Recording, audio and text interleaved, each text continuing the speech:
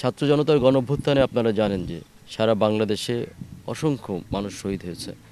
অনেক অনেক ছাত্র শহীদ হয়েছে, অনেক শিশু শহীদ হয়েছে, অনেক আমাদের মা বোনরা শহীদ হয়েছেন, অনেক রাজনৈতিক নেতৃবৃন্দ শহীদ হয়েছেন, অনেক দলের নেতাকর্মীরা শহীদ হয়েছেন।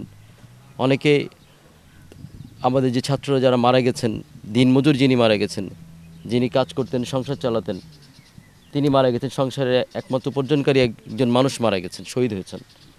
তাদের সকলের আত্মার মাগফিরাত কামনা করে আমি বলছি যে তা আল্লাহ রাব্বুল আলামিন যেন তাদের সকলকে জান্নাতবাসী করুক।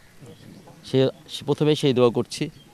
এবং আজকে এই বর্তমান অবস্থানে জেলা প্রশাসনের পক্ষ থেকে আমি আপনাদেরকে আশ্বস্ত করতে চাই, আমি এখানে মেরাজুল ইসলাম মেরাজ এই শহীদ পরিবারের এখানে আমি এসেছি। অন্য শহীদ আবু সাঈদের পরিবারের কাছে আমি গেছিলাম।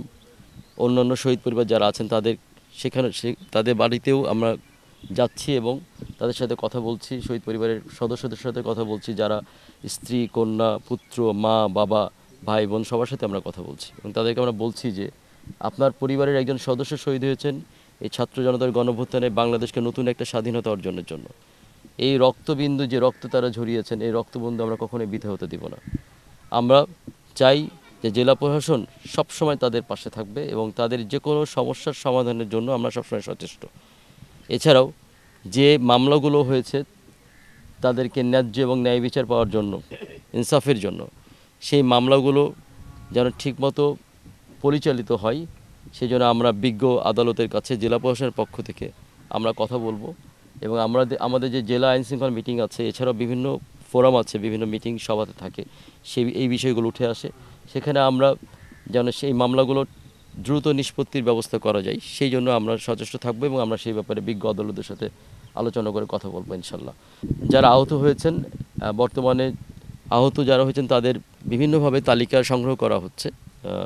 যে কারা আপনারা জানেন যে অসংখ্য অসংখ্য মানুষ এই ছাত্র জনতার গণঅভ্যুত্থানে আহত হয়েছেন। তারা বিভিন্ন জায়গায় হসপিটালাইজ ছিলেন। এদের ব্যাপারেও আমরা খোঁজখবর নিচ্ছি যে তারা কোথায় কোথায় ভর্তি ছিলেন, তাদের যে অতিরিক্ত বিল এসছে কিনা, বিলগুলো তাদের যে মেডিকেল বিলগুলো তারা পেমেন্ট করতে পেরেছেন কিনা, সেই ব্যাপারে সরকারের পক্ষ থেকে, বাংলাদেশ সরকারের পক্ষ থেকে, অন্তর্বর্তীকালীন সরকারের পক্ষ থেকে আমাদের উপরে নির্দেশনাও আছে। আমরা সেগুলো পালন করছি এবং আমরা প্রথমে আপনারা জানেন যে আমরা রংপুর জেলা থেকে ১৯ জন শহীদদের তালিকা, একটি তালিকা আমরা মন্ত্রিপরিষদ বিভাগে যাচাই বাছাই করে আমরা প্রেরণ করেছি। এখন আহতদের তালিকার একটা প্রাথমিক একটা স্তরে আমরা আছি, যেখানে আহতদের তালিকা আমরা শর্ট আউট করছি। তো আমরা আশা করব যে আহতদের তালিকাও আমরা ধীরে ধীরে আমরা এটা করে ফেলবো। তারপর আমরা এটা সরকারের দৃষ্টি আকর্ষণ করব আহতদের ব্যাপারে ব্যবস্থা গ্রহণ করার জন্য। এছাড়া আহতদের পরিবারদেরকেও আমরা জানিয়েছি, বলেছি এবং আপনাদের আজকে এখান থেকেও আমি বলতে চাই যে যারা আহত হয়েছেন, বিভিন্ন জন আমার কাছে এসেছেন যারা আহত হয়েছেন, তাদেরকে আমি বলেছি যে আপনারা আমাদের কাছে আবেদন দেন, আমরা এই আবেদনগুলো আমরা দেখব, দেখে তারপর আমরা আমাদের তরফ থেকে আমরা এটা সরকার প্রধানের দৃষ্টি আকর্ষণের জন্য ব্যবস্থা গ্রহণ করব।